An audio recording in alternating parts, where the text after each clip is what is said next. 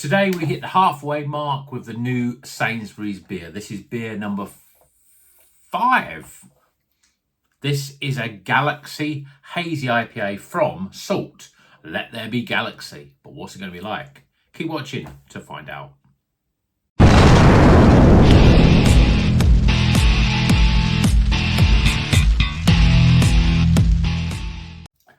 Welcome back to Rocker's Beer Review. Today we're going to Salt Brewing, and this is available in supermarkets, well, just Sainsbury's supermarkets. Let me be your Galaxy Hazy IPA. Completely ruined that for that initial. I'm ruining everything here, aren't I? The introduction. So it's called Let Me Be Your Galaxy Hazy IPA, 6% from Salt Brewing. Okay, let's get this out of the way. So I've got half of me is looking forward and half of me is sort of a bit nervous of this one. So the reasons why I'm nervous. So Salt have got quite good pedigree in supermarkets. However, well, let's go through the good stuff first. So Alpaca, probably still up there with one of the top supermarket beers, I think. Huckaback, it's not bad. That's an IPA, New England IPA. We've got Tram, which is a double IPA, and we've got that other one, which has now completely gone out of my head, in a pink can. That was also a double IPA. Plus, they've done ones in like Morrison's, like Glide. All of them are pretty just above average. You know, good, not great, but good. And for the supermarket, it's pretty good. However, they've had a few stinkers. Single hop ones as well, which is obviously what this is. And they've had some single hop ones that were in Asda. I think they did Mosaic. I was thinking they did Galaxy, but actually I'm sure Mosaic's definitely one.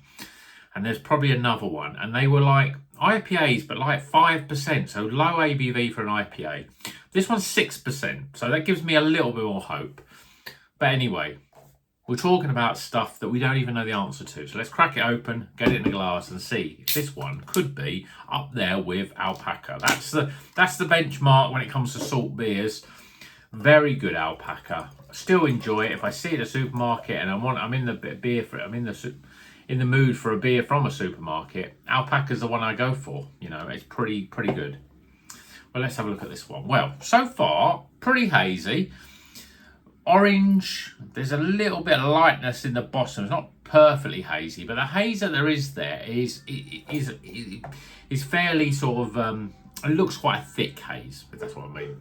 We've got a very loose off-white head, I'd say. That ain't going to stick around that long, which is, again, not a great sign. But then it seems like every beer I have these days, the head is very dissipated. I don't know if it's the way I pour it, whether it's the glass, or whether it's the beer. But anyway, let's tip this a top up and give it a shake. Because I'm finding recently there's usually a lot of stuff in the bottom. See, look, the head's gone up now because I've given it a shake. That looks better, doesn't it? Looks better. We've got 2 fingers now of a very sort of off-white, mother of pearl, beigey almost head. But let's see what the aroma's like. Well, it smells fruity. I mean, Galaxy is a very sort of strong, aromatic, both and flavoursome hop. But I don't think this is going to be like the Galaxy you get in a lot of IPAs. It's light, it's bright, sort of passion fruit, peach. Yeah, and a little bit of sort of citrus in there as well. Okay, let's see what it tastes like. Cheers, everyone.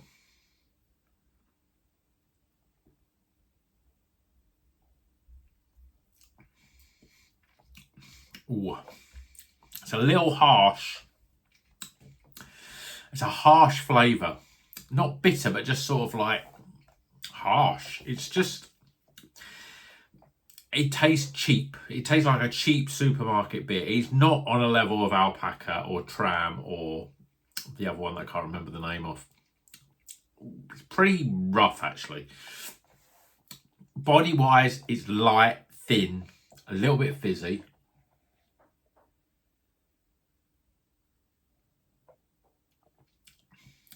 But it's that taste up front. It's almost like orange rind bitterness right up front. And then that sort of, the rest of the flavours are sort of a little bit lost. Peachiness, yes.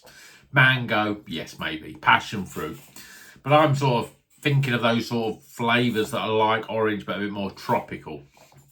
because I think that the flavour that when you put it in your mouth, that you, as soon as you get it in your mouth, is that sort of harsh orange bitterness, orange rind, maybe even a bit of blood orange, that sort of flavour.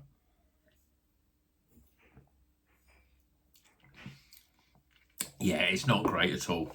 Not great at all. It's on the way of being all right, but there's that harshness. If you can get rid of that, it wouldn't be that bad. It'd be quite a bright, fruity beer. There's a fruitiness that's trying to escape, but the thing is, the first taste you get coats the mouth and gives it's a real harsh orange bitterness. That's the best way I can describe it. Really. That's the flavour. Maybe even passion fruit, but it's a harsh bitterness that you're not expecting. You want it a bit lighter, a bit juicier, but that bitterness is almost like dry bitterness as well. It's not double dry hopped or anything, but it does taste dry and bitter and a little bit. I'm sure there's a word for it. I want to say beginning with A, but I'm not quite sure the word I'm looking for. But that sort of that flavour that almost like there's a slight burn in your mouth. Really, it's sort of bitter, burny, sort of hoppy, over hoppy, and it's not pleasant. It's not pleasant at all. I'm going to go in for a last time.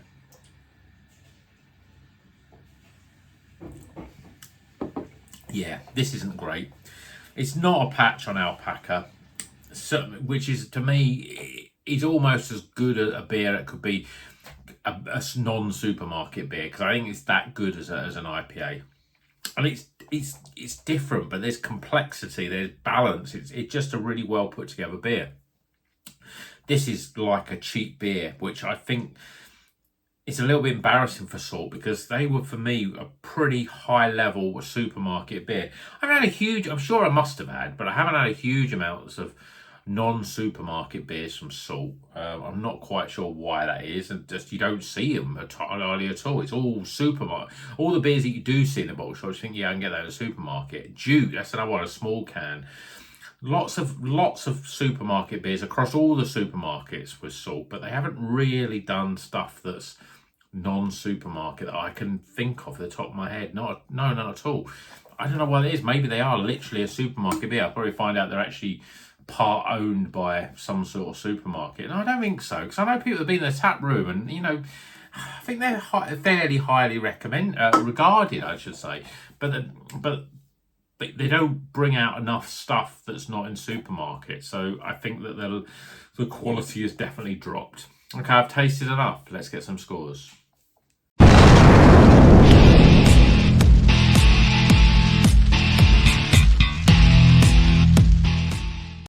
Okay, the scores are in for Let Me Be Your Galaxy. No, I don't want to be your Galaxy, because this is a hazy IPA from Salt that isn't very good. 6% hoppy, hazy, a bit bitter, a bit unpleasant, really. So let's go through the scores, starting with aroma. Appearance. Flavour. Value for money. I think this was $3.25. But if you buy 4 of them, you get the fourth one free. Yeah, so it'd be quite cheap, really. And finally, my overall experience. Tighten the scores up. Well, I can't recommend it, because this is a beer in the 60s. Total score, yeah, it's a poor beer. I mean, so far, the Tiny Rebel ones, surprisingly, have been the ones that have been better. Polly's one's very disappointing, but very supermarket-esque. And I suppose you could say the same for this. I mean, they've done very good beers, so why do a poor one? It just makes me think that, that they're having to cut some costs to get the prices down, and it's not. I don't think it's a good thing. I think people will buy this, and anyone who's ever had a craft beer before will go, oh, that's not very nice. Not very nice at all. I'm not going to... Who's that? Salt. I'm not going to buy any more beer from Salt again. How does that work on a long-term basis when you're getting it cheap and the beer's not good? Surely somebody at Salt would go, well, let's test this out before it goes into the supermarket and see what it's like. And they go, do we want to put a name to that? I mean, you've got to think a brewery like Salt would go, No, it's not worth it because we're just lowering the whole name. Imagine you go out to a bottle shop, or imagine you go to Salt and you go, well, not Salt, but imagine you go somewhere and you see some of this stuff on draft and you think, yeah, remember I had that one in the supermarket? It weren't very good, nice. I won't have that, I have something else. And then we go, well, why is no one buying our good stuff? Because of brand awareness, and the brand awareness is associated with crap beer. Unfortunately, that's going to stick. So, okay, so pull yourselves together, make more beer like Alpaca, make more beer like Glide, make more beer like Tram and Knuckleback, and that other one that I can't remember what it's called. I really should have done that. I should have checked that out before I did the scores here. But the pink can one, you know what? ICAT, got it. ICAT, good double IPA. Tram, good double IPAs. Glide, good IPA. Alpaca, good IPA. They're the core ones for me. Knuckleback is okay, but I wouldn't say it was overly great, but better than this. So yeah, let me know if you've had this. What do you think? I mean, if you've had those Asda ones, I didn't review them because I'd seen reviews saying how bad they were, so I'm not touching them. But if you had those, let me know what you think of them. And if you had those and this, is this like that? Because I think it probably is. It's not great. Single hop beers are really difficult to pull off well unless you're a very good brewery and you've got the margins to charge a little bit more. But even then, great breweries have failed on single hop beers. So yeah, I don't know. Let me be your Galaxy. Yeah, not recommended.